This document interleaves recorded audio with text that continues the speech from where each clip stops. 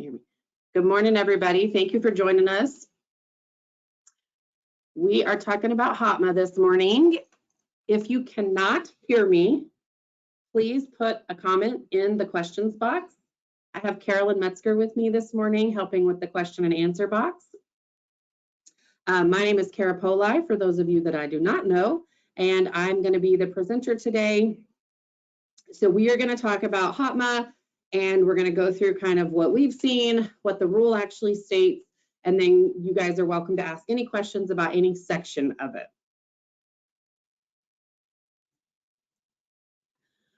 So as always, we've got to give you our contact information. We have our mailing address if you ever need to send us anything, and then our physical address if you're ever in downtown Austin and want to see our wonderful state building.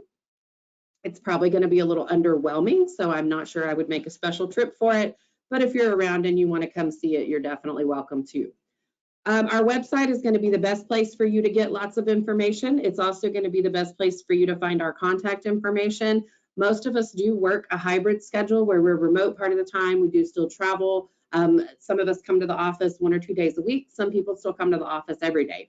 So the best bet is going to be to email somebody and say, hey, I have a question. Can we set up a time to have a chat? Or give them a call and make sure you leave a voicemail so that we can reach back out to you. If you're not really sure who you need to talk to, or you just have a general question, you can always call that division phone number, that 8869 number, and reach out to any monitor. You can leave a message and you'll get forwarded to a monitor, or you can ask to speak with a monitor. And then the department does have the toll-free number there that you see on your screen right now.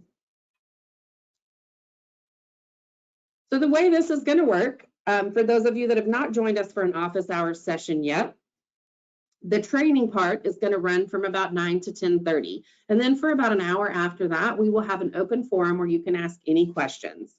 This morning's presentation is over HOTMA, or the Housing Opportunity Through Modernization Act of 2016. If you have questions that pertain to that, then this is the time to ask those. If you have other questions, hold those until about 10:30 when we shift gears into the open forum. If the HOTMA presentation ends before 10:30, we will shift gears a little bit earlier. We will take a break between the HOTMA presentation and the open forum so that I can shift gears and change PowerPoints. Staff will be present to answer any questions from now until about 11:30. Certificates will not be emailed to you, but you will receive an email confirming your attendance. So if you work for a company that wants proof that you were here with us this morning, that email would be what you would send. I do rely on the GoTo platform for that. So if you have not used the link that you were emailed to attend the webinar, you will not receive that. You will get the, hey, we're sorry you couldn't join us this morning email. I am not able to repopulate those. I'm not able to resend those. So if you did not use your link and you want to log off now, click your specific link. That would be, this would be the time to do that before we really get into kind of the nuts and bolts of the training. You will want to keep an eye on your junk folder. Sometimes that's where those thank you for attending emails go. We would encourage you to silence your phones and put an out of office email response to help avoid distractions during the training. I know it's a Friday. I know you guys are busy, but we're here for just a short amount of time, and we want to be sure that everybody gets the most benefit out of the webinar and presentation.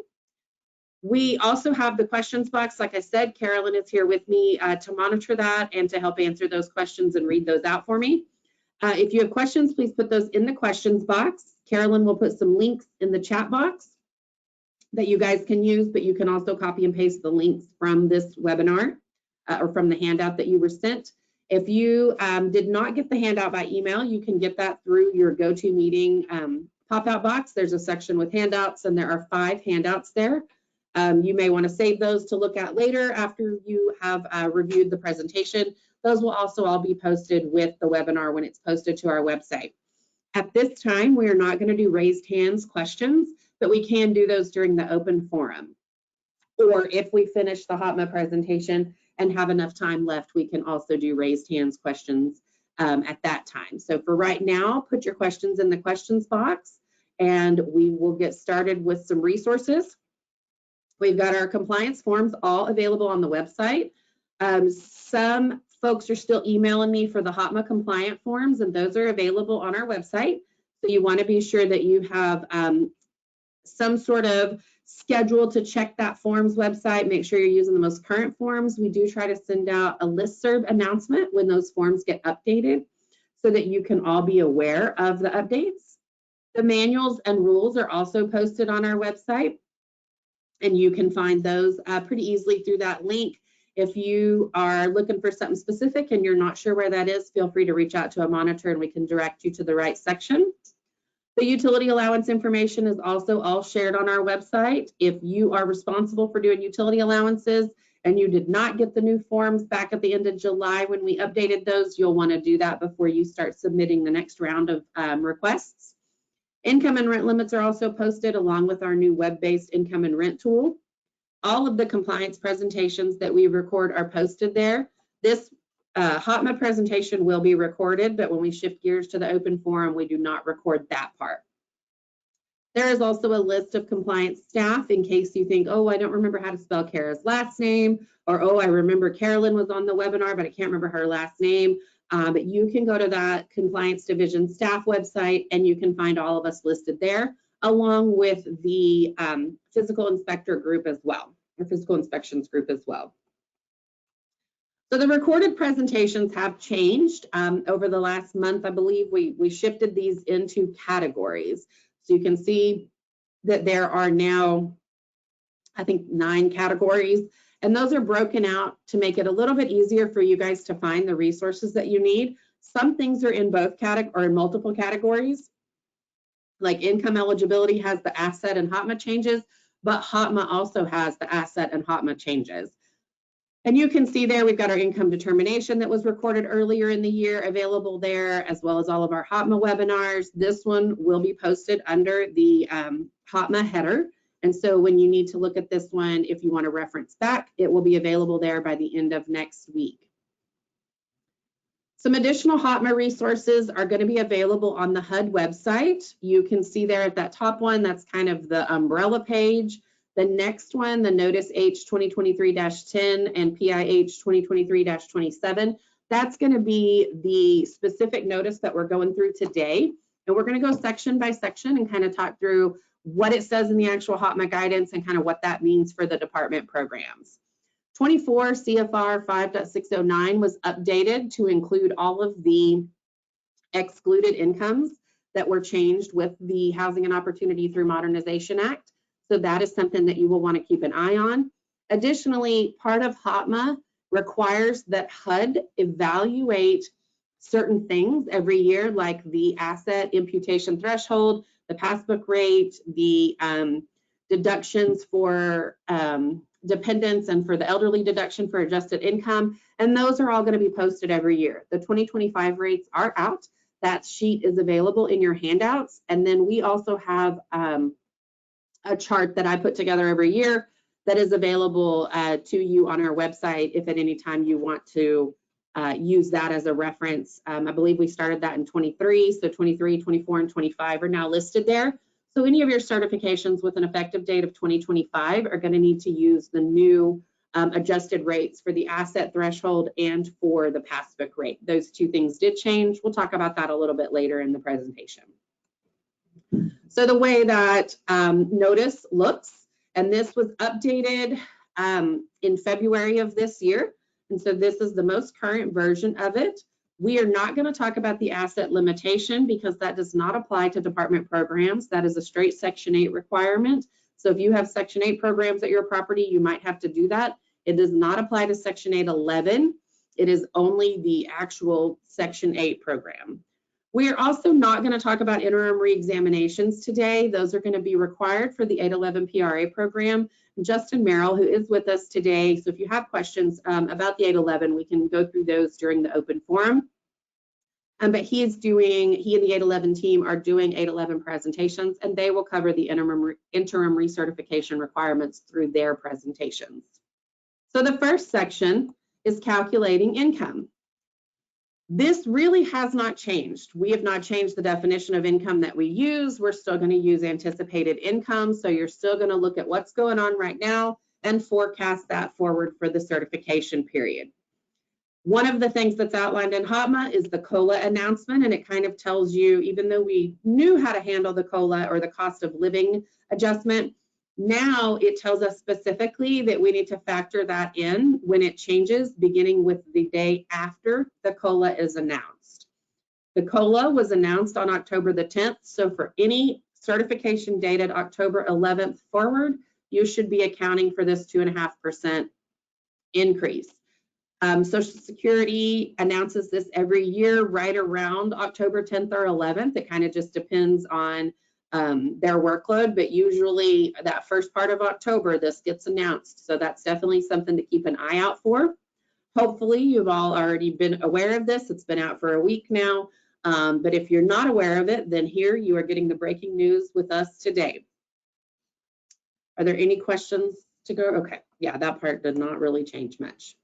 The next section is deductions and expenses, and this is going to pertain to adjusted income, which is required for home and TCAP RF households when their annual income at recertification exceeds the 80% home limit. Home American Rescue Plan or home ARP households where the rent is based on 30% of the adjusted income will always have to have the adjusted income calculated at the beginning. And then Section 811 PRA units have to have adjusted income at all certifications.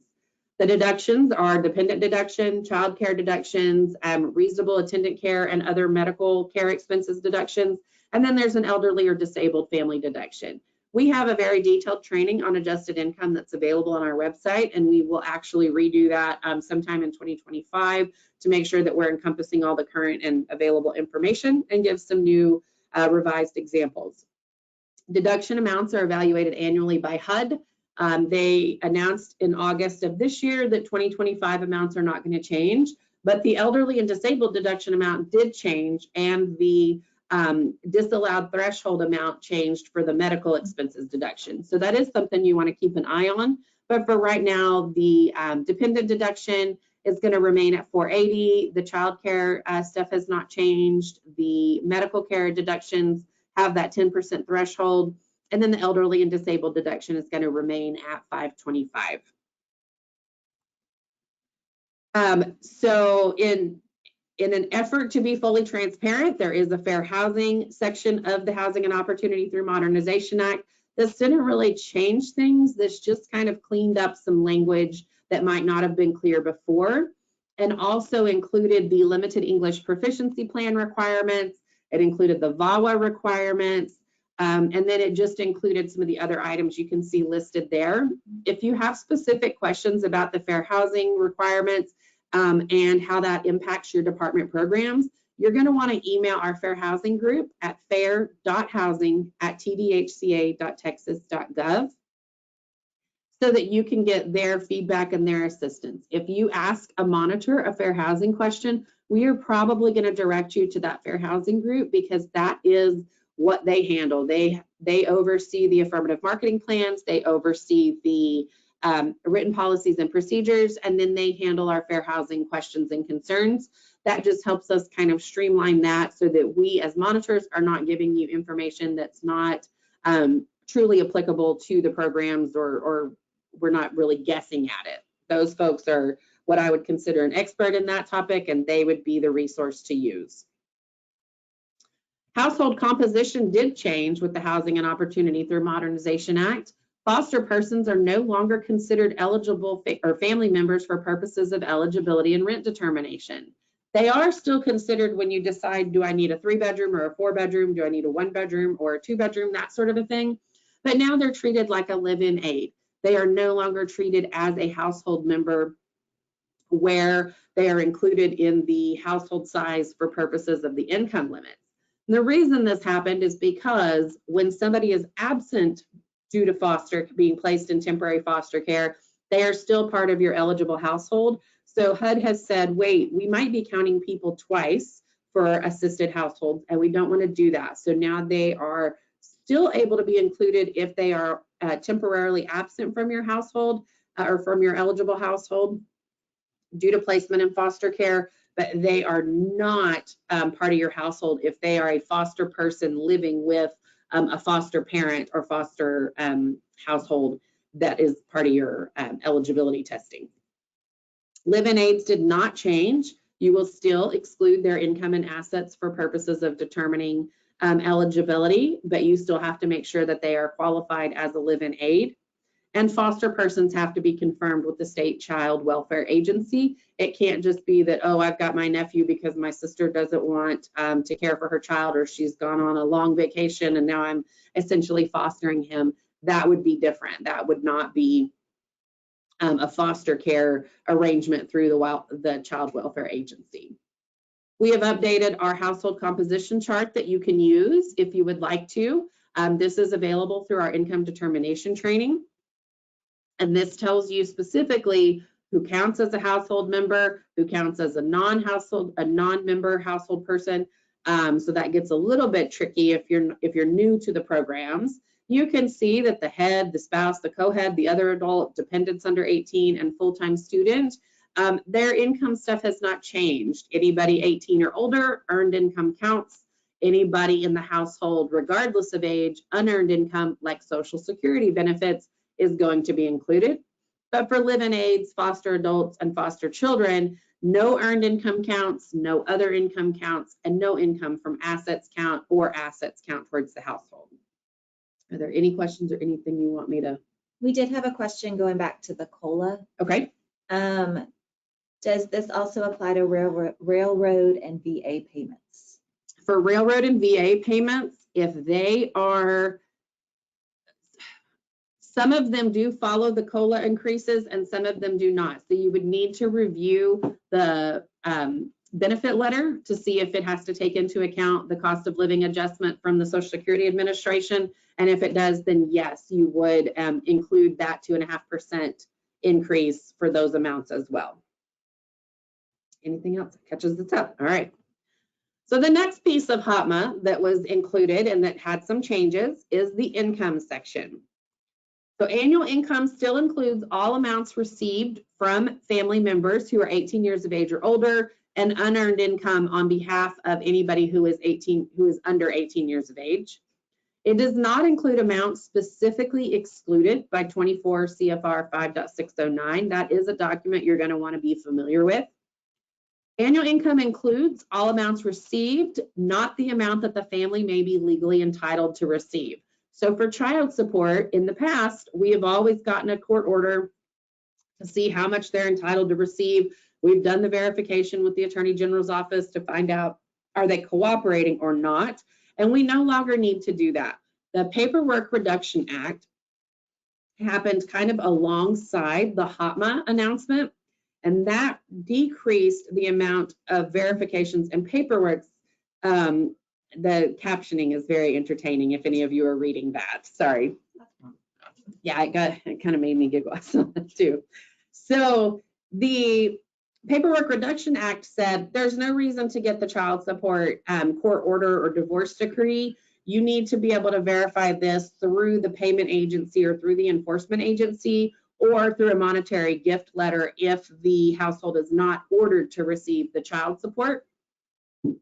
So what you should be getting is the payment history, and you should be taking into account the payments that are received within 120 days of the certification date and averaging those. We go over this in real detail in our income determination training. I think I have an example about child support here in just a minute, though, that came straight out of the HOTMA guidance.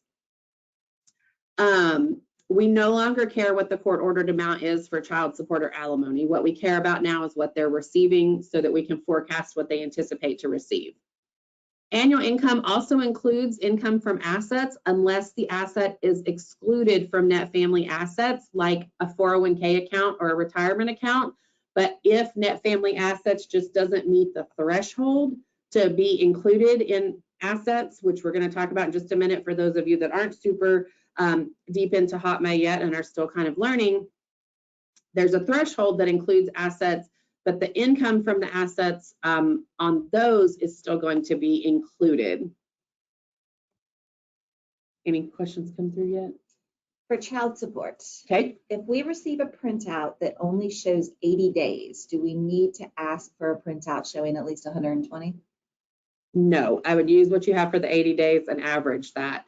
This, I think that's probably, because some of you guys are doing a certification. For example, somebody comes in today to apply, they're not moving until December. You're going to get your certifications probably this week and next week, and that's going to be the time frame that you're going to use. So you're going to look at what they've received within 120 days of the move-in date using the certification that you've gotten. We do not want you to continually try to update certifications and update.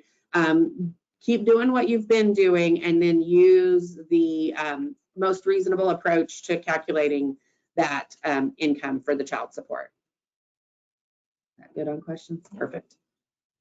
So for earned income, this is defined as earnings from wages, tips, salaries, or other employee compensation, and net income from self-employment. Gig income, like an Uber driver, is self-employment. Somebody who is a day laborer is going to be considered self-employed. That is not considered non-recurring income. I know you guys here in Texas were not trying to exclude that, but there were areas and HUD felt that it needed to be specifically outlined in the HOTMA guidance that day labor and seasonal workers are not considered non-recurring. And they have now given guidance that you should look at what that person earned in the past year and use that to forecast the future year, assuming they have not had like an injury that would prevent them from doing that or continuing that same type of work. So there are folks that drive for Amazon and deliver packages, and that is a day-by-day job that is essentially self-employed. If they plan to continue that, you're going to want to use the information that you can get about what they've done so far with Amazon and use that to calculate their upcoming income. Earnings of full-time students in excess of dependent deductions are excluded, but that has not changed on how that's calculated. We have a very detailed training on students to go over that if that's something that you are not really comfortable with or need a refresher on. That is available on our website, and probably something we will do again in 2025 because students seem to be kind of a big change, and the student financial assistance will be part of that training and is part of that recorded one. An independent contractor is an individual who qualifies as an independent contractor instead of an employee. So even though they might technically work for somebody, but they're paid cash, that's an independent contractor or a subcontractor. They are responsible for their own taxes. So you want to be sure that you are using the best resources you can for that. So if they can do a self-certification that says, hey, I do this as a subcontractor, I make $400 a week, and an employer also will fill out a verification or let you know somehow that that is correct. That's how you would verify that income. For the gig workers like babysitters, landscapers, rideshare drivers, house cleaners, that sort of a thing, those are going to fall into independent contractors. Some of those folks will have pay stubs. Some of them will not. If they drive for Uber, Lyft, Instacart, those types of things, they will have screenshots they can provide to you, or they will have some sort of backup to their income so that you can use that in addition to a self-certification that says, oh yes, I plan to continue to do this amount of gig work throughout this current year. Income earned as an independent contractor is not considered non-recurring income, so you do want to be sure that you are including it unless it is specifically excluded, like they are a full-time student and their earned income goes over 480 and you meet that threshold requirement. Are there any questions on earned income so far? Okay. So for unearned income, this also didn't really change. The unearned income means annual income as calculated that is by 24 CFR 5.609 that is not earned income. Some examples of this are Social Security, child support, monetary gifts, pensions, annuities, income from assets, and anything else that they get just for being. If they do not have to sell a glitter tumbler, go to work, drive a taxi, or that sort of a thing, and they just get this money just for being, then that is considered unearned income. And that is included for all household members, and that would not fall under an exclusion threshold where if you've got a full-time student receiving Social Security, you would not use the rule of 480. You would count the full Social Security for that household member. So we're going to dig into child support a little bit more. Again, we're only going to include the amounts received by the household. We are not going to include what they could be getting. You want to be sure that you are obtaining a current pay history at the time of application or recertification if it's through an enforcement agency. And as a state, we have decided that 120 days is a good window to use, so only include the payments received within 120 days of the certification effective date. And the IRS says that 120 days is reasonable in the 8823 audit guide, so that's kind of why we landed on that 120-day amount. If it is not court ordered or through an enforcement agency, you will need to obtain a monetary gift letter from the person paying the support. If they will not provide that to the household or to the office, then you're going to need to have the person say, hey, I get this much. Maybe they get it through Venmo, and you can show a Venmo chart that shows that they've gotten those. Maybe they get it in cash, and their self-certification is the best option that you've got. But somehow that income still needs to be certified and verified. For the child support example, we have got staff processing November 1st certification for Samantha and Fergus. Samantha and Fergus are the head of household and their spouse. Samantha reported her monthly child support payment was reduced from $200 to $100. The family submitted a child support pay history from the Attorney General that shows regular $100 monthly support payments beginning March 1st through the current month.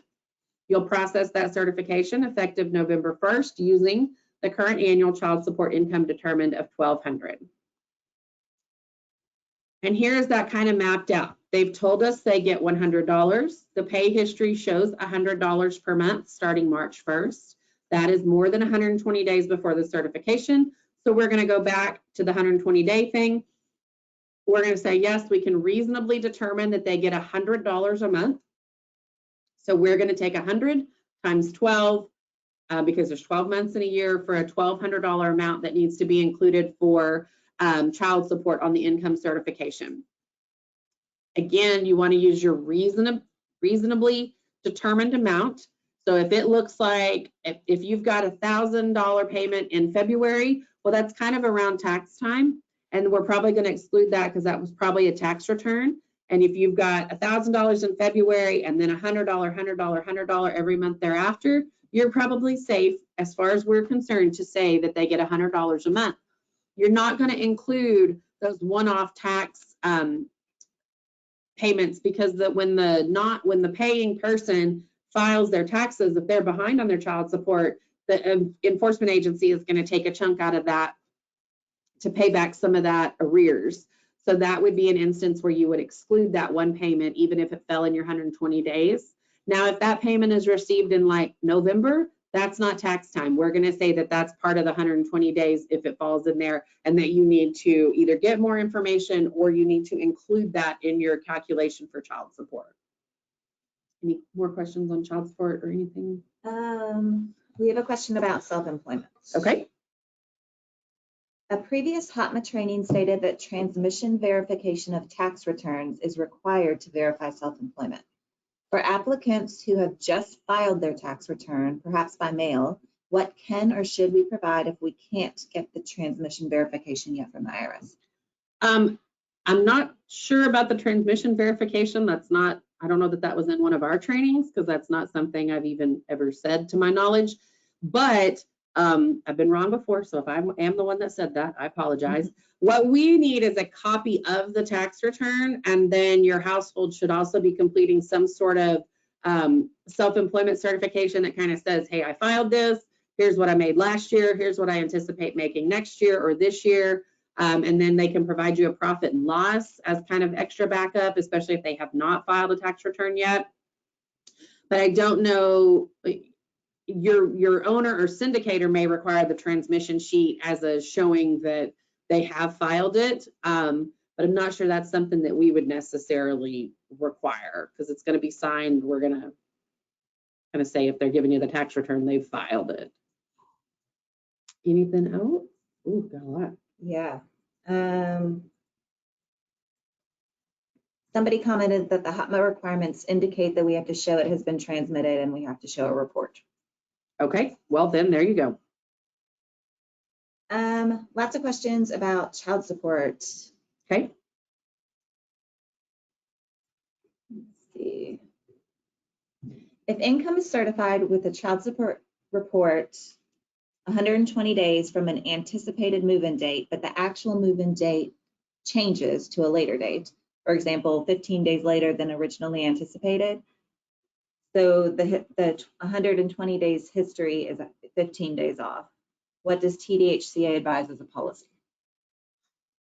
This is why Carolyn's here as my babysitter, so I can make sure I don't say the wrong thing. I think we're still going to look at that. What we're going to do when we come in to monitor your files with child support, we're going to look at the child support pay history, and our little checklist that we use tells us when the 120-day mark is, and we're going to enter stuff from that day. If you want to redo the math, you can. In most cases, it's probably going to be a negligible change. I don't think it's going to be a huge amount unless you've got somebody that maybe in that 15 days was when the person stopped paying or went from paying $200 to paying $15 every week or something like that. So that would almost need to be an internal policy on how y'all are going to handle that. What we're going to do is look at the pay history and look at what's within 120 days of the move-in date and use those amounts. Can you go over lump sum child support again, please? What time frame is the lump sum not counted? If we see a lump sum in February, March, April, maybe even May, and it's not something that they receive every single month or on a regular basis, we might be able to determine reasonably that that was probably a tax garnishment, and we would exclude that. But if it's that, like in January they got $100, and then in February they got $1,200, March they got $80, April they got $80, and then again in May they got $1,300, we're going to say that it's reasonable that this person has something going on in their lives and they are paying these lump sums. Maybe they've gotten a better job, maybe they work a job that's kind of a seasonal type thing. So there are instances where those lump sums are not going to be excluded. But if you're looking at a pay history that shows 12 months or the 12 payments, and you can see that, you know, February, March, April, May, they received a large amount, but have not received anything other than a normal amount or a kind of a close related amount. For the other months, you would be able to reasonably exclude that large amount, I would think. Would it be acceptable to get a full 12-month printout for child support and use the total, as long as it doesn't show any big changes in recent months? You can do that. What we're going to use to monitor the file is the 120 days. So if you're going to do that, you're going to want to run both amounts, because there are instances where the court order might have changed or increased. And if you're doing it a 12-month, you're not going to account for that the same way you would if you're looking at the 120 days. So if your owner or syndicator wants you to do both and compare them, kind of like you guys do some different things with employment income, where you compare pay stubs to base pay, you would want to do both calculations, and you definitely use the higher, because when we monitor, we're going to use the 120-day threshold. What if there's a large arrearage on child support? Could we anticipate they would get the lump sum again within the 12-month period? I'm not actually sure how to answer that, because what if they lose their job? What if they don't file their taxes the next year? There's a lot of variables there. If they're receiving arrearages on a regular basis, yes, that would be included. We got emailed a question not too long ago that had 3 months where the payments, like for September or for August, September, and October, were all over $1,000. That's not tax time. That looks like somebody catching up, and so I don't know that that would necessarily be forecast, but that is what they received in the 120 days. So that is what we would use to determine child support income for the next 12 months. Can you clarify why a non-custodial parent's tax garnishment is no longer being counted as arrearage child support? It is being counted as arrearage child support. It's not being taken into account as something that they would receive on a regular basis, because taxable income could change. The person could not work that job anymore. There's a lot of variables. So we do allow that to be excluded as a calculation. If your owner or syndicator says, hey, if that falls within the 120 days, you're going to include it, then include it. They sign off on y'all's payroll and they write the rules for you to follow. So you can be more restrictive, you just can't be less restrictive. Okay, that was all the child support questions. We have some questions about self-employment. Okay. What did you say about cash files? Are they now considered self-employed? People that are paid cash where the taxes are not taken out are considered self-employed in the sense that they are responsible for filing their own taxes and paying their own income taxes or self-employment income taxes. For those people that are gig workers or paid in cash, what if the applicant reports income as new and provides a self-cert and profit and loss, but they don't file taxes the following year? At annual certification, do we proceed with self-cert and profit and loss again to determine income and clarification as to why the taxes weren't filed? I think that would be sufficient. The tax return is a way to verify self-employed income, but you can use a profit and loss statement for those folks that are gig workers like Uber, Lyft, Instacart. They have those screenshots where they can show you, so you wouldn't necessarily need a tax return for those folks, but you would be able to use they essentially get a pay stub. Not everybody does, but they do.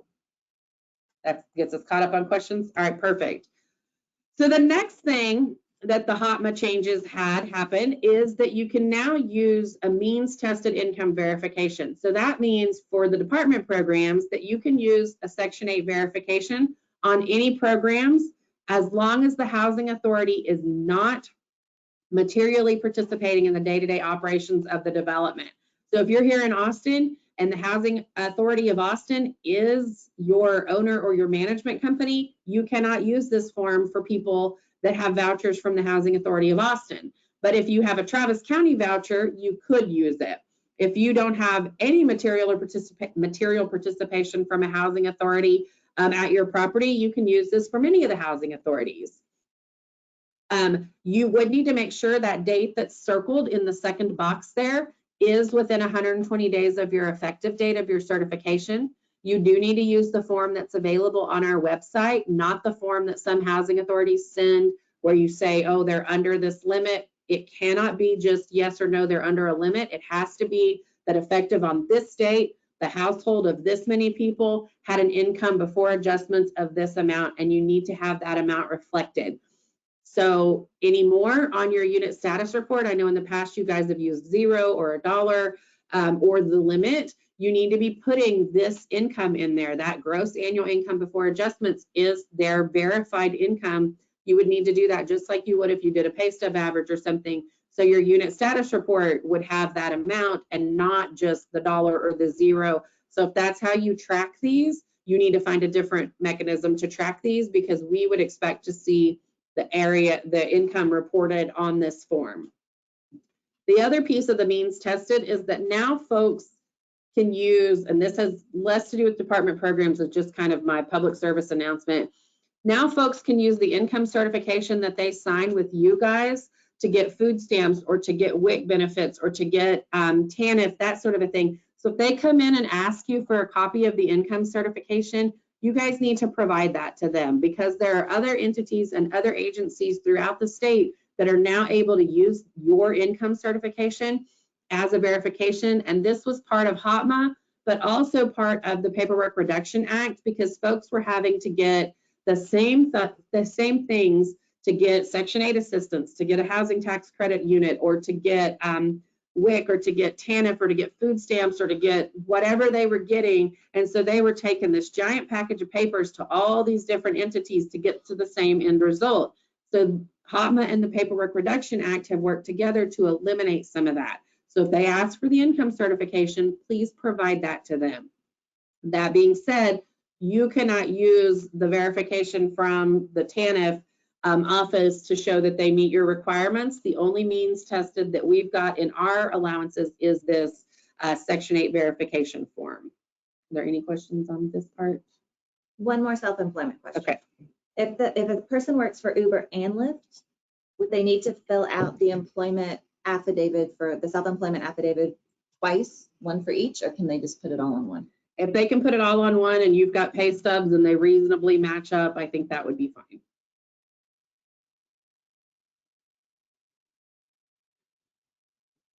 Did another one come in? Cash pay, if they don't file due to immigration status and they certify to this, how would we proceed? You would use their certification and then possibly call the person that they work for to confirm, yes, this is what they get, and have that as your mechanism for verification. And then the means tested. Okay. Can this be done at move-in and at research? Yes, this can be used at move-in and recertification, and this can be used in all programs. So if you have home units, previously you could not use this, you can now as of January 1st, 2024. I guess caught up? Perfect. So the next piece of HOTMA is assets, and this is probably one of the areas that changed pretty drastically.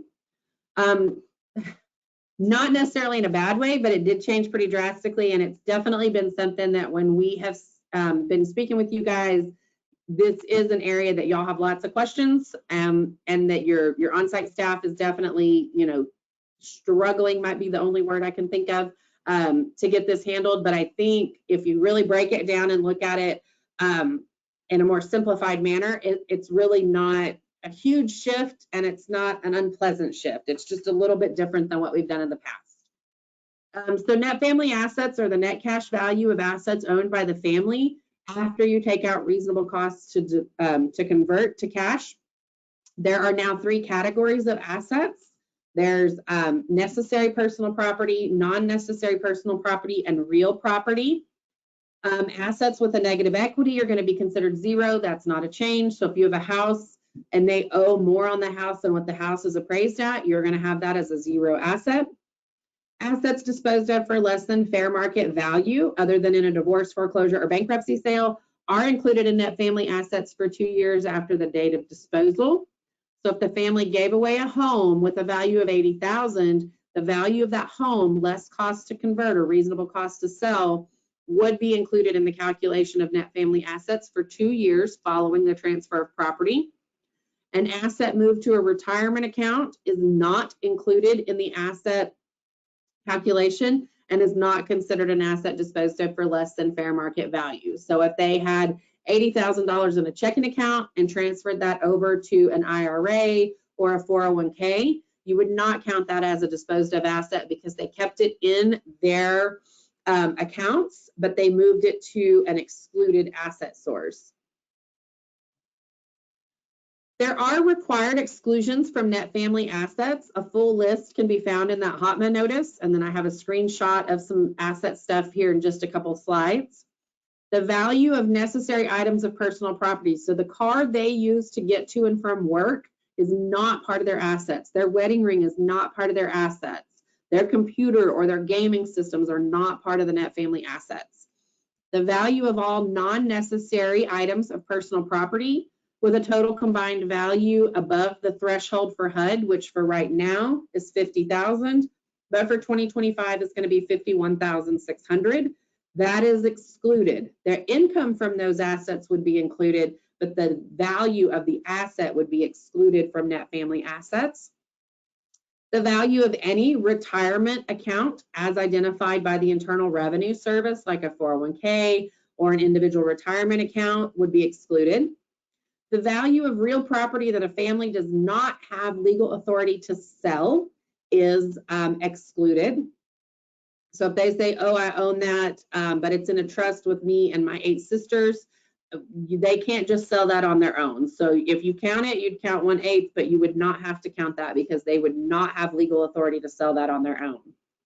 Equity in property under the home ownership option for which a family receives assistance. So that's going to be the home ownership allowance where the equity stays in the home program. That's a different kind of program. So most of you are not going to have that, but that might be an instance that you do have to look at that. Federal tax refunds or refundable tax credits are excluded for 12 months after receipt. So you need to have a mechanism in your screening process that asks the household, how much did you get in a tax return if you received a tax return in the last 12 months? And you need to be excluding that amount from net family assets. This is one piece where a lot of folks are getting really hung up on it and on how to certify it on the income certification and what that needs to look like. We've got several examples of this in our asset training that we very recently did, as well as in our income determination training. So if this is something that you're struggling with, or your compliance groups are struggling with, definitely reach out to me or review those trainings and get a little more information on that. Can you repeat the 3 asset sections? In just a minute. Okay. Yeah, that's the next slide. So, so they're psychic. The necessary personal property is always going to be excluded from net family assets. Non-necessary personal property with a combined value greater than the asset inclusion amount determined by HUD is considered part of the net family assets. When the combined value of non-necessary personal property does not exceed that inclusion amount, you will exclude the amount, but only include actual income from those assets. All assets are categorized as either real property, so land, a home, real estate, that sort of thing, or personal property. Personal property is then broken out into two categories, necessary and non-necessary. Personal property includes tangible items as well as bank accounts. Necessary personal property are the items essential to the family for maintenance, use, occupancy of the premises of the home, or they are necessary for employment, education, or health and wellness of a household member. Non-necessary personal property items are items which are not essential to the family for the maintenance, use, and occupancy of the premises as a home, and bank accounts or other financial investments. We're going to look at a list that compares these two things. So HUD is now telling us specifically what is an asset and what is not an asset, and then kind of giving us some guidance for things that might not be on the list. Additionally, you are no longer required to get 6 bank statements for a checking account. You need the current bank statement for all programs. You need a current bank statement on all accounts. So you no longer have to have a 6-month average. You're looking at the current balance and the current income rate. So if they have an interest rate, you would be using that. Here is the chart that compares necessary personal property with non-necessary personal property. So for necessary, you can see that's their furniture, their cars that they use to get to and from work, their appliances, their electronics, clothing, toys, books, wedding and engagement rings, jewelry used in religious or cultural celebrations, religious or cultural items, medical equipment, healthcare related supplies, musical instruments, personal computers, phones, tablets, and related equipment, professional tools of the trade for the family, like if they have a landscaping business and they own lawnmowers, that's part of the business. That's not part of their household assets. Educational materials and equipment used by the family, equipment used for exercising like a treadmill, a stationary bike, a kayak, a paddleboard, or ski equipment. So some of you might be going, well, the kayak, that's an asset. It's not. According to HUD, that is necessary property that they would use for exercising, and that is not going to be part of their asset calculation. Non-necessary personal property are going to be those extra vehicles. If they have an ATV or an RV, or they have an old Bronco that they use for mountain climbing trips, or they have bank accounts or savings accounts or stocks and bonds, mutual funds, that sort of a thing, those are going to be assets.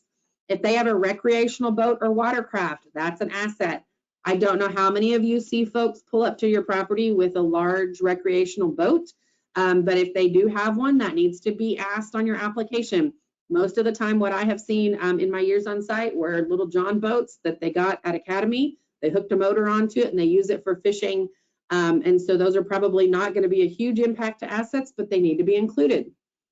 Expensive jewelry without religious or cultural value, which does not hold family significance, needs to be included as non-necessary personal property. Collectibles like coins, stamps, Pokemon cards, that sort of a thing needs to be included. Equipment or machinery that is not used to generate income for a business needs to be included. Items such as gems, precious metals, antique cars, or artwork needs to be included. I was on a training not too long ago where the antique cars thing came up as a real life example. Somebody that moved into an affordable unit had several antique cars that were on loan to a car museum, and they were receiving a payment for that. And so that was income from that asset. And so that was included in the eligibility processing for that household. You can find this list in that notice that's posted there that we've already put the resources in the chat for on that HOTMA page from HUD. If you want to compare that or use this as kind of a cheat sheet. Available also is this little chart that shows you assets to always consider and assets to never consider. So you're always going to look at a checking account and a savings account, and those are our most common assets. If somebody has stocks, bonds, or mutual funds, you're going to look at that also. Luxury items that are not necessary, like a boat or vehicles not used for regular transportation, are going to be included. Assets disposed of for less than fair market value are going to also be included. You will need to make sure that your application or screening tool asks about the things that you saw on this slide. It needs to say, do you have any of these items? If you're using our application or the apartment association application, you're probably in compliance with that as long as you're using the most current form. Assets that are always excluded now are going to be retirement accounts, educational savings accounts, non-revocable trusts, necessary items of personal property, and federal tax refunds that must be subtracted from net family assets. What you got? So many good asset questions. Okay, the tax refund. That's the next slide. Got it. Do we need to ask them for a copy of the 1040 to verify, or can we just take what they put on the application? You just take what they put on the application. You do not need to verify it. But if your owner or syndicator says they need some type of verification, do that, because they can be more restrictive. We're not going to look for it. We're going to accept that they put on there that they got a $4,500 tax refund in February or March or whatever. Okay, we have a question about real estate. Okay. What is staff looking for to prove that someone doesn't have access to sell their home? Is it sufficient if they just put on the application that they don't have access to sell it? No, there's going to need to be some sort of like a legal document that says, that's where you kind of get into the weeds, that says, you know, no, this person can't sell it without these other people involved or this other stuff. And I think most of the time you guys just err on the side of caution and include the real estate. So it would need to have the foreclosure documentation or the divorce documents, that sort of thing. Okay, we have some questions about the change based on the Paperwork Reduction Act that only requires one bank statement. Can we just get a printout from an ATM? Does it have to be a bank statement? It has to verify the current balance of the account. So an ATM receipt would be fine.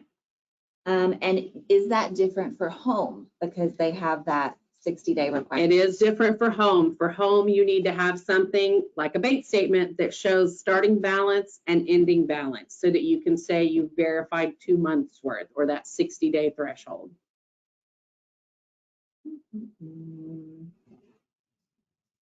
Should real property be totaled along with the non-necessary personal property when comparing against the asset threshold to determine if you should impute assets without known income?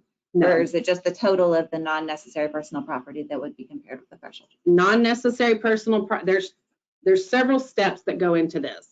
So necessary personal property is always excluded. Non-necessary personal property that does not meet the threshold outlined by HUD. So right now, if you've got checking, savings, and stocks, and they are under $50,000, you will not include those in the net family assets. But if that same household also owns a home that's valued at $25,000, the $25,000 real property will be included in net family assets, but you will not be required to impute income because the total net family assets stayed under that 50,000 threshold. So there's a lot of steps that go into assets. That's why it got its own training, because there is a lot.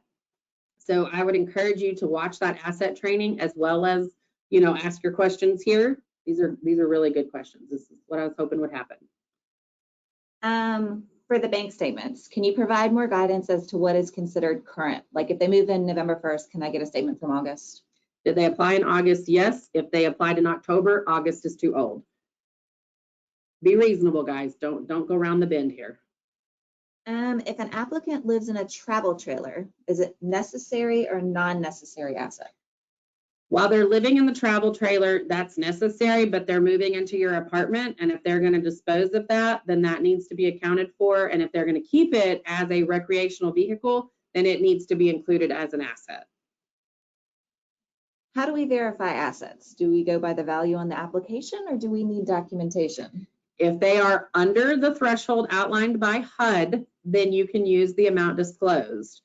But if you, a lot of owners and syndicators are requiring verifications, especially when it's a real property or like a recreational vehicle or a boat or something, and you can do those through the Kelly Blue Book website, I believe.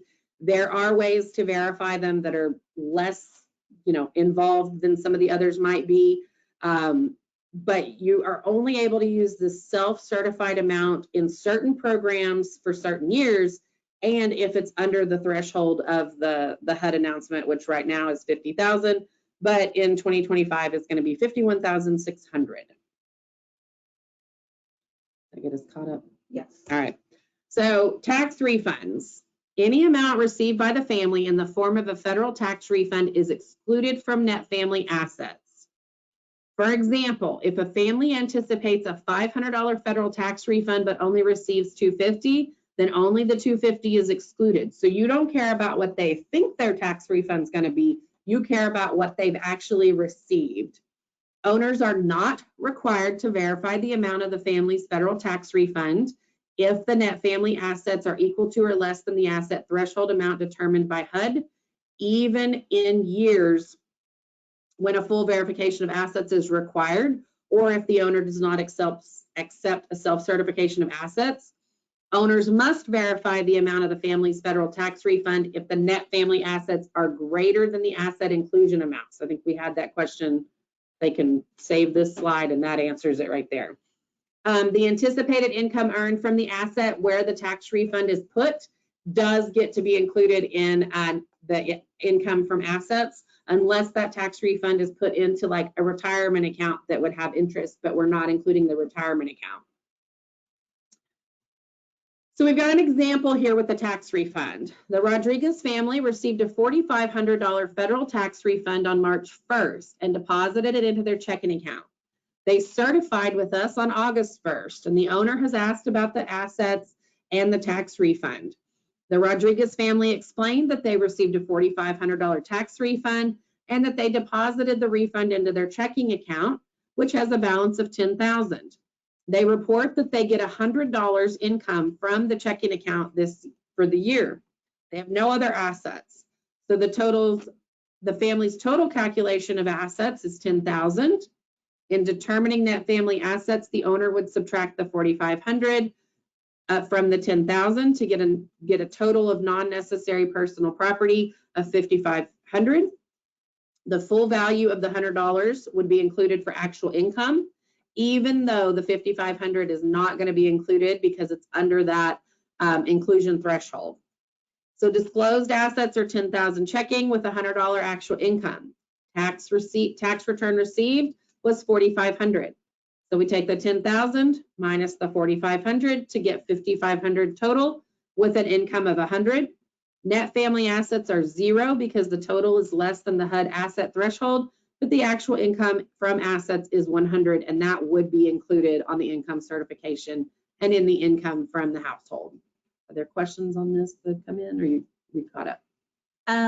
Just one question about the TIC, and I think we talked about this we had some debate about this in a previous training. Will TDHCA update the TIC to account for tax returns in the future? We will not, but we will update the instructions to tell you that you can either include on the TIC a tax return line item that shows the deducted amount, or you can just deduct it from net family assets, and we will reference the application where that's disclosed. I know owners and syndicators really like a hard answer on that, but I think this is going to end up being negligible with regards to eligibility. So we're not super concerned on how this is reported to us as long as it is handled correctly in the tenant file. And then we have some people that want to see this as an example on the TIC. Are we going to do that later? Nope, we have that in our asset training. So I would suggest you reference the asset training, and that does show the two different options for the TIC. If we have time, I can show an example during our open forum office hours. So if that person wants to hang around, I can pull that up for that. Okay. Wait. Oh. Don't y'all love my little question mark with his buggy eyes and his tongue? To confirm, we only deduct tax returns if assets go over 50K? You deduct the tax return no matter what. That is why we feel like this is probably going to be negligible, because in a lot of cases, what we see in tenant files is you've got folks with $1,000 in a checking account. They're telling you they had a tax return of $3,800. Well, when you take 1,000 minus 3,800, it's negative, so it's zero. So I think we don't need to make a mountain out of a molehill here with these federal tax refunds. They need to be handled correctly.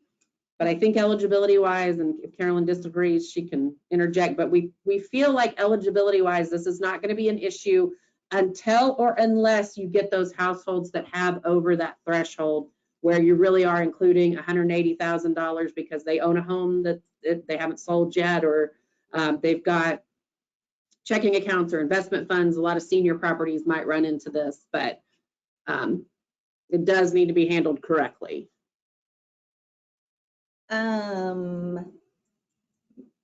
Will the tax return question be included on TDHCA's application? Did we It already is, and it's on yeah. the TAA application as well. Perfect. Okay. Cool. So retirement accounts, the value of the retirement account, if it's identified by the IRS as a retirement account, is not considered in determining net family assets. The income earned by the account is not included in actual income from assets. But if the account is receiving, if the household is receiving a distribution from the account, then it would be included as income. So if the retirement account value is $150,000, $7,500 in actual income, you're including none of that. But there's a required annual distribution amount of $12,000. You will include that in the annual income for the household. Under other income or pension and annuity, you will include that $12,000, even if it's received one time as a lump sum or quarterly or whatever. It's a required distribution for an annual amount of $12,000. If they take more than that, you would include more than that. But if they are only taking the $12,000, that's the minimum, you would include the $12,000. So there would be an instance where you would need the retirement account verified, but you're verifying for the distribution amount, not for the value of the amount of the asset. So the next piece of the puzzle is the passbook rate, and HUD has said that they're going to annually update this. It was 2% for a very long time, and then it was 0.06%, and then last year it went to 0.40%. For 2025, it's going to 0.45%. HUD has announced that. They announced it back in August. You've got to look at this passbook rate and use that when you have to impute income from assets. You are no longer comparing actual income to imputed income. You are only imputing when the net family assets go over that $50,000 or $51,600 amount, depending on what the amount is for your certification year. And then there's the link there where HUD has published their data set for the 2025 year. You can also find 2024 listed there. You can also find that in the handouts through your GoToMeeting platform on the side of your screen. So actual versus imputed income from assets. Now, actual income is always included. That is not a change. You've always looked at actual income, but now we're not comparing it to imputed regardless of the value of net family assets. You will always include actual income. Imputed asset income will only be accounted for when three things are met. So those three bullets where the font's a little bit smaller, what we're looking at now. The value of net family asset exceeds the asset inclusion threshold announced by HUD. The specific asset is included in net family assets, and the actual asset income cannot be calculated for a specific asset. So if it's a checking account that says it has a 0% interest rate, that's determined income. If it's a piece of land and it's not being leased, it doesn't have any income, that's an asset where the income cannot be determined. When the household's net family assets do not exceed the inclusion threshold announced by HUD, imputed income will not be calculated for any assets, period. So here's an example. The Jorgensen family owns a small piece of vacant land with a cash value of $25,000. These examples came straight out of HOTMA. I did not create these names. If I create names, they come out of movies that I like or am currently watching, or they're staff people's names. The family also owns a savings account with a verified balance of $55,000 and an interest rate of 2%. The net family assets are $80,000. The owner can calculate the actual income from savings as $1,100 based on that interest rate. But the owner is unable to calculate the earned income for that property because it is not earning income, and HUD says it should be. So we will have to impute on the land. Our disclosed assets are $25,000 in real property and $55,000 in non-necessary personal property. The savings account has $1,100 in actual income. So that's our actual income from assets. We will, if doing this in 2024, use the imputed income of $100 on that land, which is the $25,000 multiplied by 0.40% passbook rate. Net family assets is $80,000. Because that is more than the HUD threshold, we will have to impute, and we will include $1,100 for the savings account as income and $100 for the land as income. If you've not looked at our new income certification, then you've not seen that there's there's a column, and you can put an A for actual or an I for imputed, because now we've got to look at both in some instances. HUD has included a chart that you can use, a little flow chart. Everybody likes a good flow chart, where it shows that net family assets exceed $50,000. You would have to put the new number in there every year if that changes. No, then you're only going to include actual income. Yes. Can actual income be calculated on all assets? Yes, you will still only include actual income. No, you will have to include a combination of actual and imputed income, and you will add those together. You're not comparing. The days of doing imputed income for the total amount of assets are gone. Those are days past. We're not doing that anymore. The verification requirements also changed with HOTMA. Now, households have to have assets verified once during each 3 years of tenancy, and they may self-certify in those intervening years as long as it's under the threshold amount. But there are some exceptions to this rule. Housing tax credit, exchange, TCAP, and Texas Housing Trust Fund may self-certify assets when the amount is under the applicable threshold. So in years past, the amount was the under $5,000. Now it's under $50,000, and in 2025, it's going to be under $51,600, which is not quite as easy of a term to say. So that you can still do that in those. That just kind of folded in. For bond, you now have to fully verify assets at the initial certification and during each 3rd year of tenancy when an income certification is completed.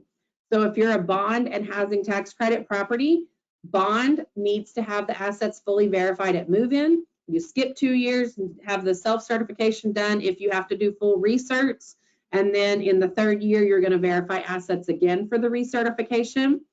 If you are a bond property that is layered with 100% housing tax credit where the income limits are 60% or less, you can do AECs or annual eligibility certifications.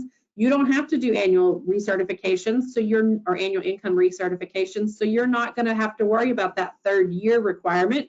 You're only going to worry about the initial verification. For all of 2024, we have been giving this as technical assistance. Beginning in 2025, this will be cited as non-compliance. So if you are a bond property or you manage bond properties, please make sure this shift has happened and that for 2025, you will have all assets verified at initial move-in and when required during the 3rd year of tenancy. Multifamily direct loan programs like HOME, TCAP RF, HOME ART, National Housing Trust Fund, Neighborhood Stabilization Program, that's not changing. You have to fully verify assets at initial certification and during each 6th year of the affordability period certification.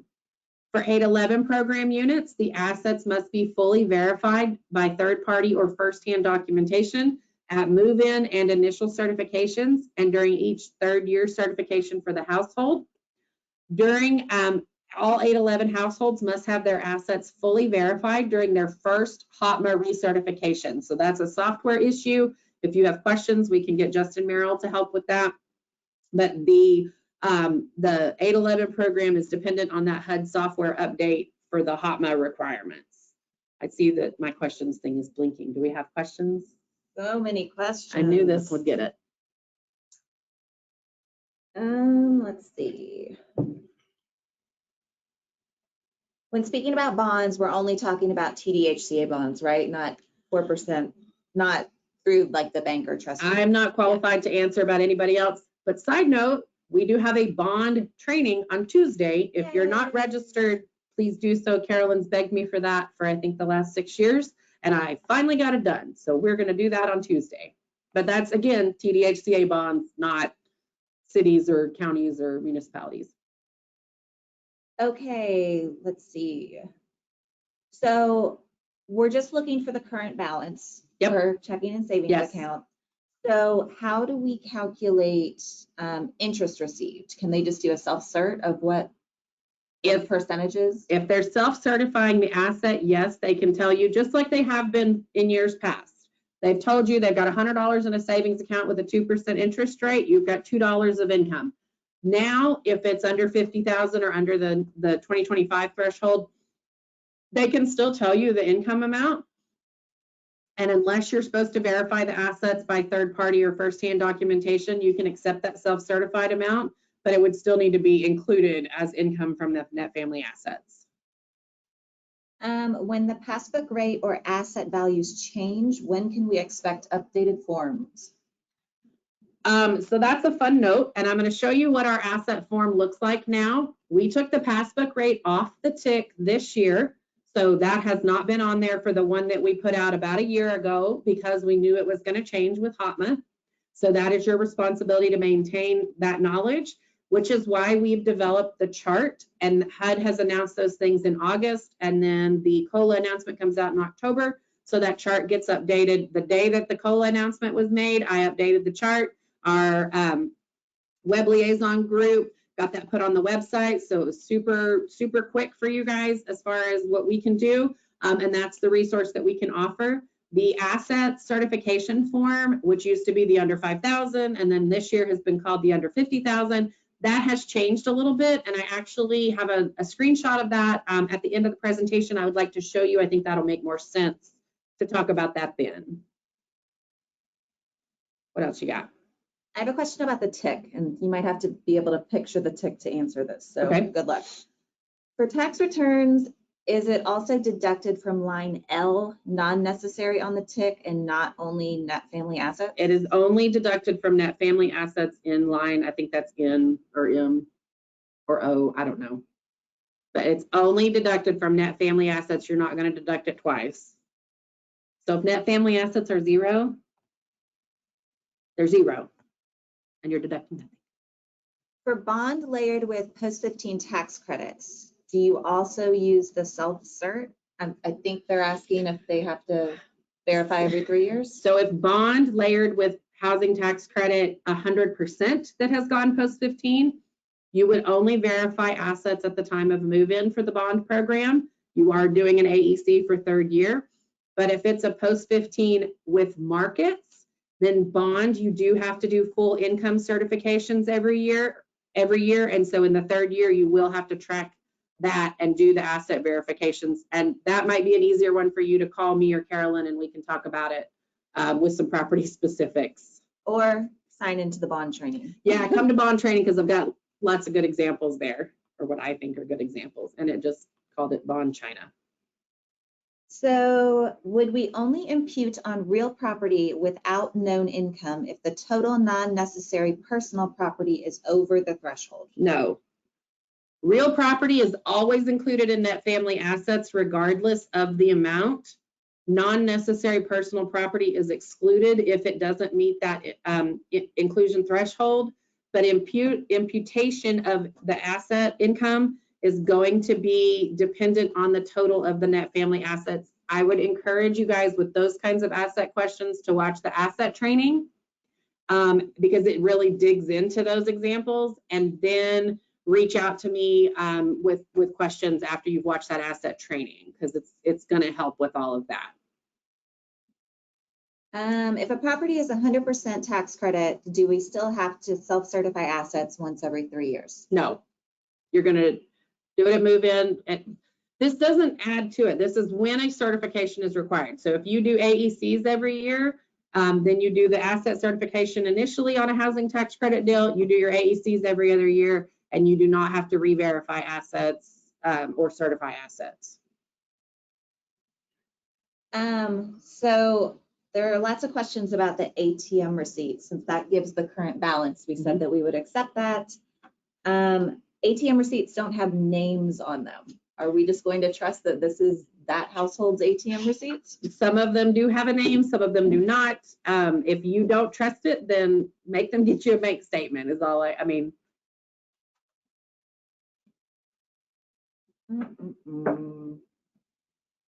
No, it's only my camera. That's for me.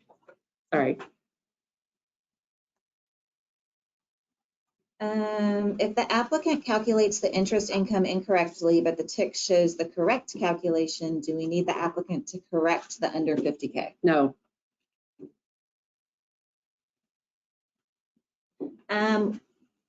So for bond, you have to verify assets every third year. Is it every third year, or is it at least once every 3 years? For bond, it is initially is non-negotiable on the bond. And then once during every third year of tenancy, or during every 3 years of tenancy. So if you do it initially and then you do it again the next year, you skip the next 2 years. But that's something you guys are going to have to manage. Yeah, when we go out, we're just going to make sure at least once during every 3 year period that you've verified. And for bond, the initial is the non-negotiable piece. What else we got? We're good? I think that's it. All right. So that wraps up the changes to income and kind of how some of those things are calculated. So the next piece that changed with HOTMA are the income exclusions. And this we've kind of touched on a couple different topics, but this is the stuff that's listed in 24 CFR 5.609. But please remember that somebody that says they're an independent contractor or they're a gig worker and they, they're going to continue, but they don't know the amount, you're going to use what they've done in the past year to calculate that. Income that has a definite end date and will not repeat during the coming year. If they tell you, oh, my mom has been giving me $100 a month, but my mom lost her job and she is no longer doing that after this month, that's not included anymore because there's a definite end date. Unemployment, sometimes has a definite end date and sometimes it does not. You've got to have that information. Unemployment, unless you're housing tax credit, you need to include the weekly amount. Housing tax credit has a caveat that's allowed. I think y'all know that. I don't see a lot of people use that though.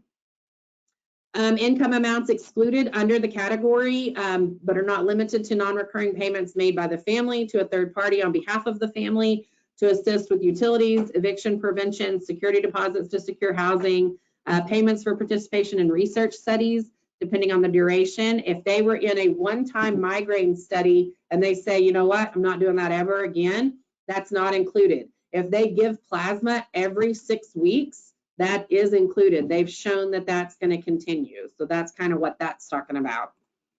Some excluded income sources are going to be insurance payments and settlements, employment income for full-time student dependents over 480, payments that keep family members with disabilities living at home, payments for work on the decennial Census Bureau. If they go to work at the Census Bureau Monday through Friday, 8 to 5, that's income.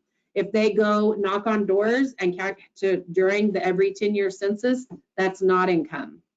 Stimulus payments from the federal or state government are excluded. Tax returns are excluded. Gifts for holidays, birthdays, and other significant life events are excluded.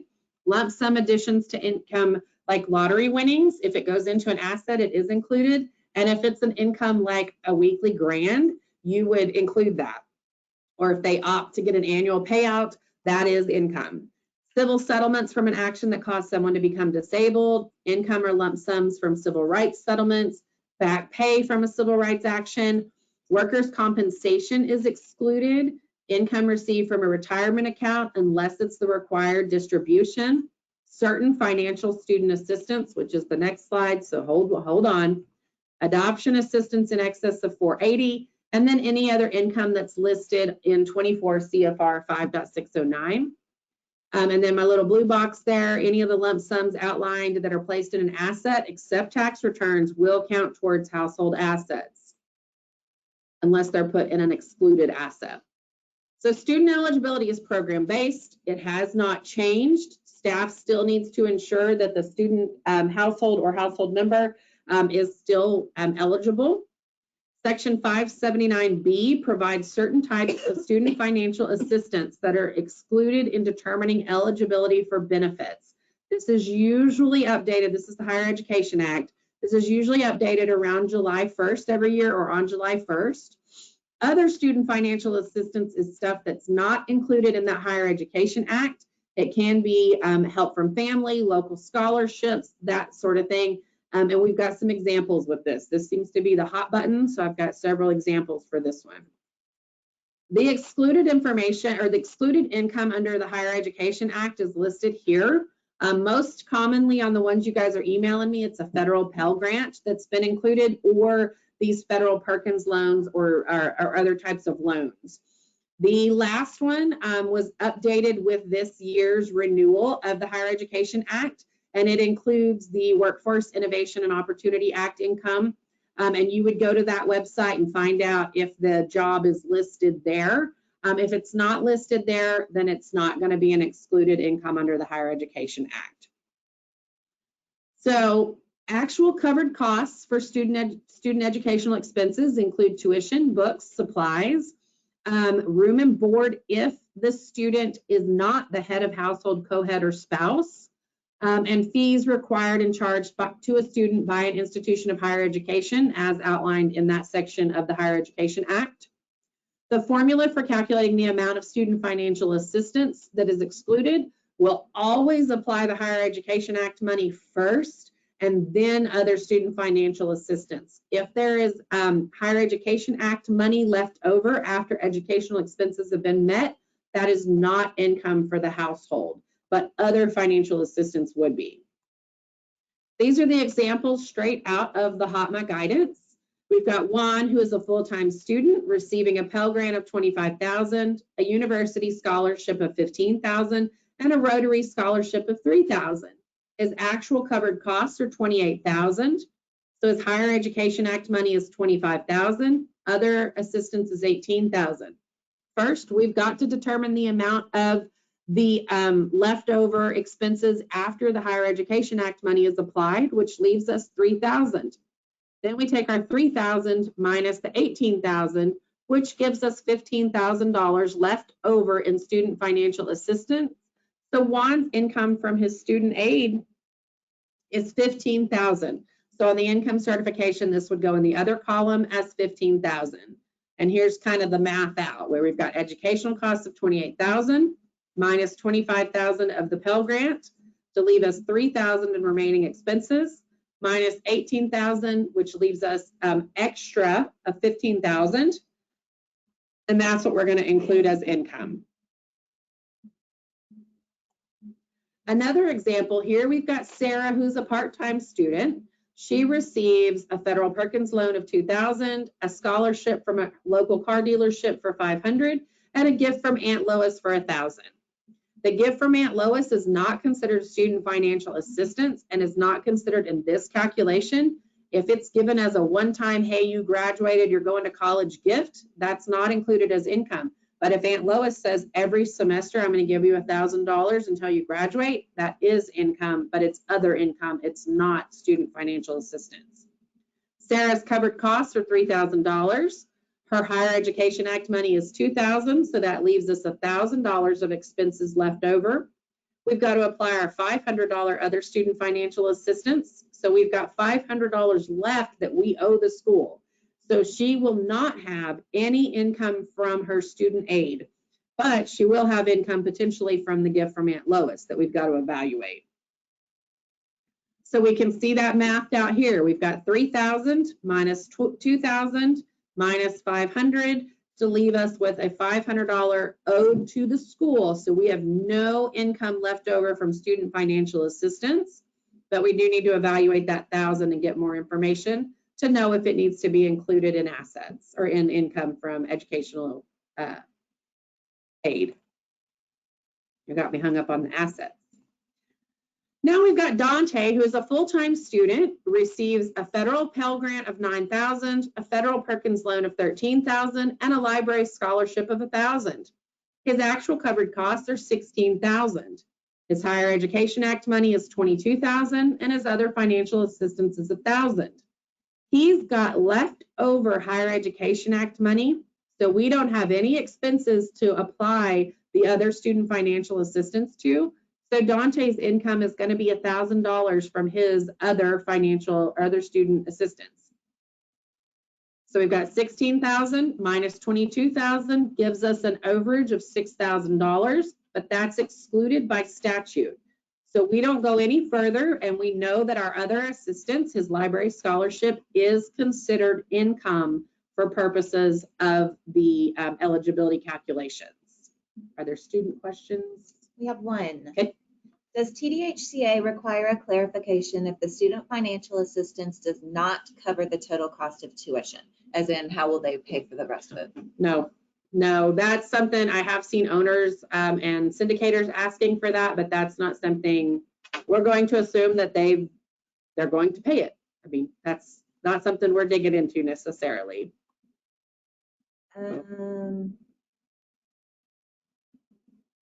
Do you know if federal direct loans that don't say William D. Ford are considered Title IV?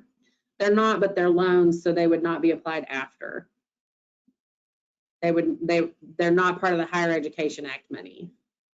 So like this example, you can see why the loan matters. It's included in that Higher Education Act money. They've got an overage, so anything else is included as income, but that remaining loan amount or higher education amount is not included as income.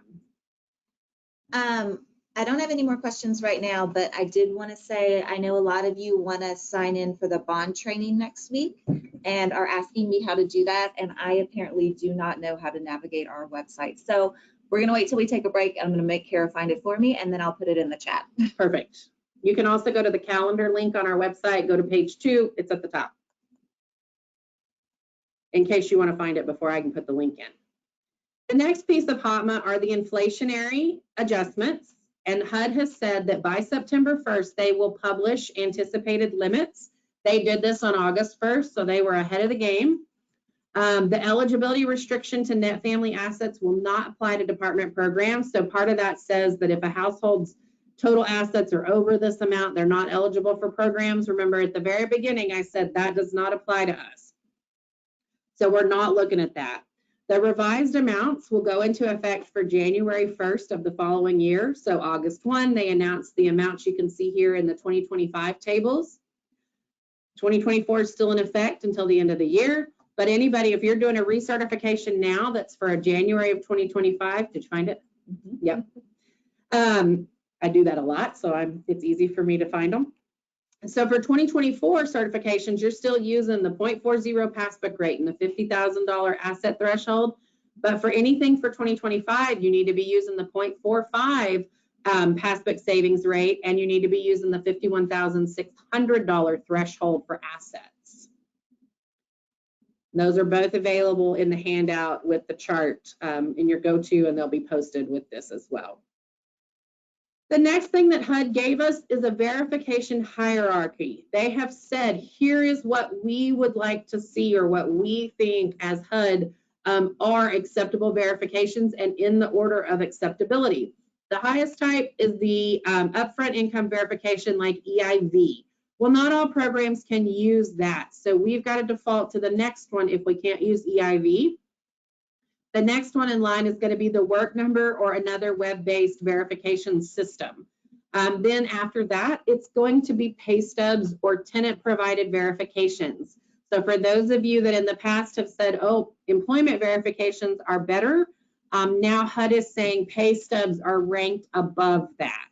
I'm not telling you you have to stop using employment verifications if that's your company policy. I'm just sharing the information here. HUD has said that pay stubs are a more integral verification process, and they have said that the written third-party verification is kind of a medium type and should only be used to clarify missing information or should be used as kind of a backup if the others can't be obtained. Oral third-party verifications should not be used as standalone verifications. They should be used to clarify missing information. And then a self-certification is going to be the lowest verification type, And that should be used if there is really no other option. They are a babysitter, they make $50 a weekend, they need a way to tell you about it. That's where you would use a self-certification. HOTMA and the Paperwork Reduction Act work together. The HUD has now said that a minimum of 2 pay stubs are required by HUD.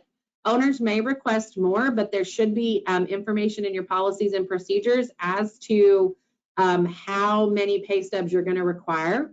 The multifamily direct loan program still requires 60 days of source documentation. That has not changed, and that does not appear to change in the proposed home final rule changes. You can now use one bank statement to verify assets. The current statement should be used, and when I say current, I mean at the time of application, the current bank statement that time. Owners can request more, but you need to have a real reason for that. The Paperwork Reduction Act is because we in affordable housing and assistance programs definitely use a lot of paper, and this was the government's way of saying, hey, cut that out, it's not necessary. If you as an owner or syndicator feel it is necessary, outline that in your policies and procedures. Court orders and divorce decrees should only be obtained if it's necessary to determine program eligibility. If you need to back up that somebody can live in a household for the 50% or more of the time to be included in the household for eligibility, you can include that in your file, but that should be the reason not to verify the child support amount or alimony amount. I do have a poll here to see how many people are on the right page here. I'm going to launch the poll now. It's going to take over your screen, so don't panic. And I know the options don't match up, but I already had it entered. What day did HOTMA go into effect, or is HOTMA going into effect? And we're talking about department programs. We're not talking about how HUD said they're going to push it because they don't have their software updated. We're talking about department programs.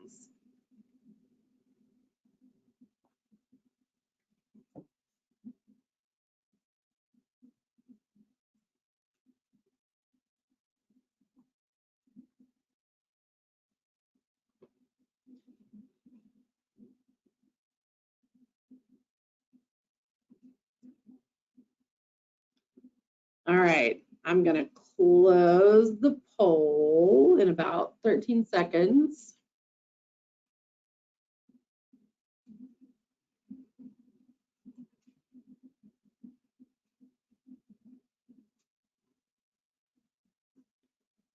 All right.